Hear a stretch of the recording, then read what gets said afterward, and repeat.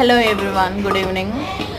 ఇది నా డిన్నర్ వచ్చేసి చికెన్. ఎందుకంటే బయట వర్షం పడుతూ ఉంది, చాలా చల్లగా ఉంది. ఇప్పుడు నాకు వేడిగా ఎవరికైనా బజ్జీలను పకోడీ అట్లా తినాలనిపిస్తుంది. నాకెందుకు వర్షం వచ్చేటప్పుడు చికెన్ తినాలనిపించింది. అందుకే చికెన్ తీసుకొని వచ్చి డీప్గా అది కొంచెం అంటే దగ్గరగా మరీ ఫ్రై కాకుండా మరీ కర్రీలాగా కాకుండా థిక్గా టమాటా వేసి చికెన్ కర్రీ చేసుకున్నాను. చాలా టేస్ట్ వచ్చేది, చాలా బాగుంది. ఇంట్లో హోమ్ మేడ్ మసాలాస్ వేసిన, బయట అసలు ఏమి వేయలేదు.